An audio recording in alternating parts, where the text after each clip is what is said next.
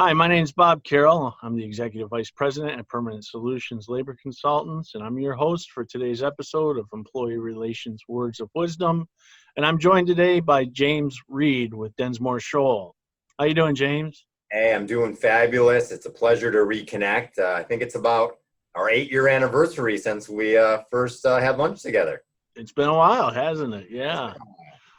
Well, thanks to everything that's going on, James is joining us via teleconference, and he's lucky enough to work in his office. So we want to talk about today's June 1st. It's a special day here in Michigan, James, correct? It's a really special day. I think a lot of people have been so focused on staying healthy and trying to start up their business, they may have missed the executive order. I'm getting phone calls off the hook. Let me turn off my settings. They may have missed the June 1st executive order where Governor Whitmer in Michigan said all employers that are reopening for business must have a return to work plan and also have training. And the deadline to have that plan implemented is the later of June 1st or within 2 weeks of when those employees are back to work. So I know you and I discussed, Bob, it's June 1st today. Our employer's too late. And our response is no. I'm sure at a minimum you had some basic postings or plan, and we are continuing to fine tune your plan that I believe will continue to be updated from time to time. But at a minimum, you would want to have a preparedness and response plan identifying how to stay healthy, identifying who will be the supervisor that will monitor and report any COVID-19 issue or strategy.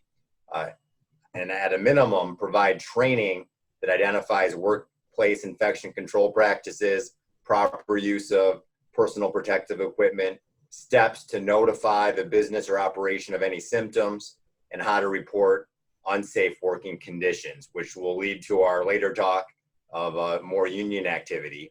And then fourth, we have to identify a self-screening protocol.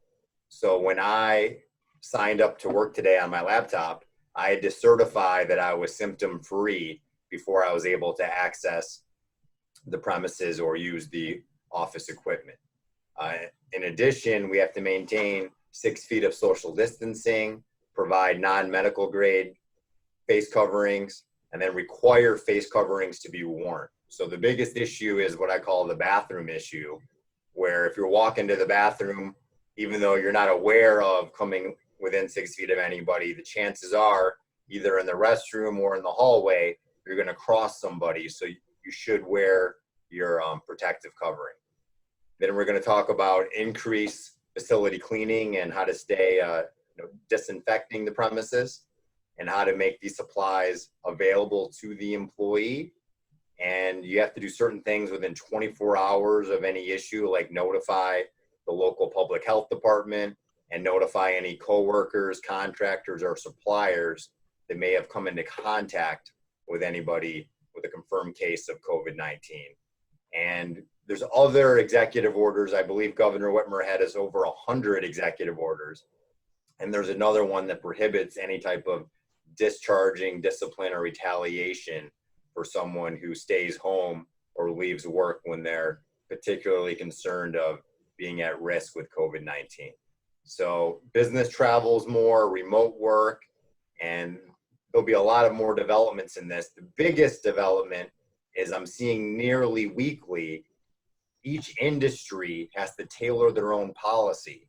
And Governor Whitmer in Michigan has various industries. If you're in the healthcare or if you're in retail or a restaurant, all have different nuances of how to be in compliance. You know, that's a good thing.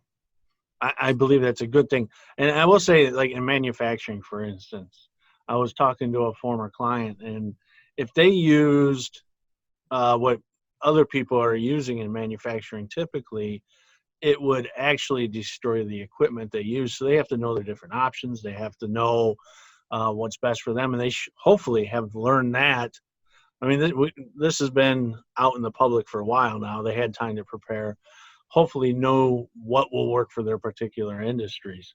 I think that's a big deal too. But I also think, I also think a huge deal is that's not in any governor's order and something that myself as a consultant, and I'm sure you as an attorney, think it wouldn't necessarily have to be in the mandatory plan, but certainly trained and instilled into the supervisory team is the ability to communicate, connect, and have empathy for the employees. If you want to get quality work done, you want your employees to feel safe, you want them to buy in to what for some is a very scary situation, you have got to have a particular type of training where you really dive in deep with your employees and get them to work with you, your team now. And I think that's going to be a big paradigm shift for two reasons. One, you want the employees to feel safe and you want to get the work done. You want to be productive. We're already working, 25% capacity? Yeah. All right. So you want to have as much buy-in as you can.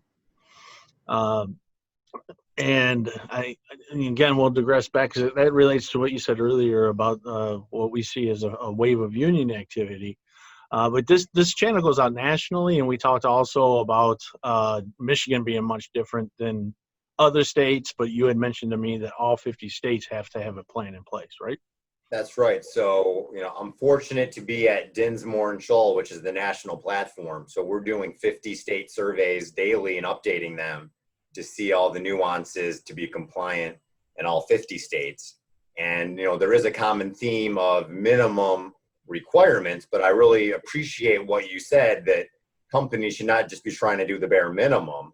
We should be investing in our employees, understanding how important mental health is and motivating our employees through a challenging time. And if we show our, continued investment in them, that could create more loyalty and create more productive workers as well. Absolutely.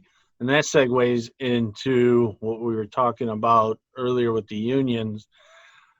I know this, you know this, but my fear is many of the union targets who don't have big labor representation from the management side in their companies have no idea how much organizing is going on right now. And even though we are not seeing a lot of petitions, you and I both know that as soon as this is over or close to the end of it, especially with what happened over the weekend too, putting more fuel on this fire, we're going to be seeing some serious union organizing activity. We've already seen some strike activity, and we expect some more of that. And your thoughts? Right now, a lot of companies are implementing hazard pay, and there is some benefit during these PPP funding period where it's easier to pay your employees through this time. But after the PPP funds run out, I'm anticipating more union activity or employees, seeking higher pay for having to expose themselves to these conditions.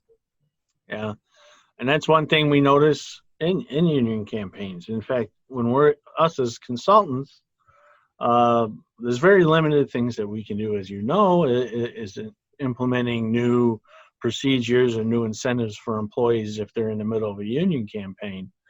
And one of our biggest talking points is if you are going to give somebody something, you better be prepared to keep that in your system, because if you take it away, that will lead to more union activity.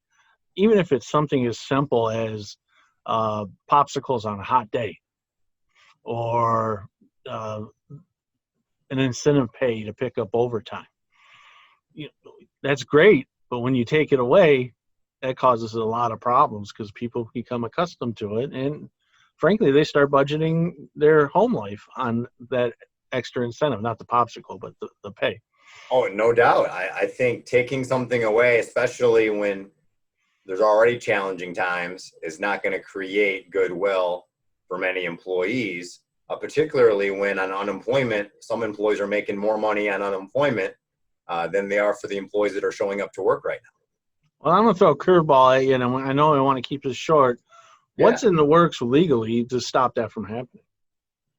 So legally, if an employee refuses suitable work, and suitable is a legal term of art that we could define various ways, they should be disqualified from unemployment. So there will be some employees that may get disqualified from unemployment if they don't come back. And I'm hoping that employees are more invested in their career than just getting this additional benefit through July 31st when it expires. So we essentially have 2 more months to go, and then there'll be more of an incentive to get back to work. And let's face it, some people are just going stir crazy sitting in their house. And I know a lot of people, myself included, I'm working in my basement. I want to get out in the field again. I want to work. I want to do what I do. Correct. So it's going to be hard for those employees that are used to living on 24 an hour now to go back. And I think some employees may be committing unemployment fraud by getting some side hustle money while they're still getting unemployment. I don't think I know that's happening. We both know that's happening. No, that is happening. One of the things that I want to end with is the wave of union activity that we expect to come. At Permanent Solutions, we view this as something as intense as we haven't seen it since what we're predicting. We haven't seen it since the 80s. Are you feeling the same way? I'm feeling the same way. And my biggest concern is the non-unionized companies that have employees making formal complaints and flagging issues regarding working conditions. And those executives don't actually identify the issues of how that could be union activity and how there's Section 7 National Labor Relations Act rights that apply to private companies. So I'm anticipating more issues for these private non-unionized companies that can't even spot the issues yet. Yeah, and to close it off, I'll tell you this right now. Last week alone, I had 3 calls from clients that had OSHA complaints. And we're not even, it could be unionized, a unionizing campaign. It could not. But that's one of the signs when you start getting OSHA complaints, especially in these times. The unions are going to use, and it's unfortunate if you talk to our president, Ricardo Torres, he was there at 9/11 and was immediately called to the Steelworkers headquarters and then moved on to Washington to work with other unions on how to use 9/11 to further organizing activity. They're doing the same thing right now. During a difficult time, people will find ways to get the most out of it for them. So you're right. Or desperate times call for desperate measures. So we'll see a mix of various tactics. And I think we have to prepare for what I call the new normal. Things will be changing, and we got to be on top of it and spot the issues before we get burned. I hope you're wrong. I hope it's a temporary normal, James. To be determined. Either way, I think even if this is the temporary normal, some employers have seen that you can get certain work done remotely. That's happening. That's happening. So there will be some forever changes as well. Yeah, and just to close that out in the final comment, I was watching Kevin O'Leary on LinkedIn, and he was talking about how he's already made the decision to cut his office space because he was getting better production with employees working from home. And I know I'm more productive at home. It's if you have that right mindset and you can do it, think about it. I'm saving an hour driving that I can work. I hear that, but I guess the counter argument is so many people that are productive and loving working at home don't necessarily know what it's really like to work from home because they're with their spouse, their kids, their family. It's almost like a working remote, potentially vacation, where if they were completely alone, they may feel more lonely and need more of that social interaction. So I think to be determined of how great of an accommodation it is. You're correct. If I lived alone, I think it would be unbearable. But I do have, my wife and kids don't come down here when I'm working, but I at least hear people around me. And I guess you're right. That makes a big difference. So what are your final words? What do you want to tell people before we let you go? My final words are, at a minimum, be aware of your minimum requirements, but definitely focus on your employees and go above and beyond minimum requirements. Use common sense. And for those of us that invest in our employees during this time, I think it'll pay off dividends in the future. James, thanks again. And I Anytime. look forward to seeing you next time. And I look forward to bringing you the next employee relations words of wisdom. Everyone stay safe. And remember, we have a pandemic going on. We have other things going on. But we're here to talk about work. We want your workers safe. We want your workers productive. We want your workers happy. And we want you to be successful. With that said, have a great day.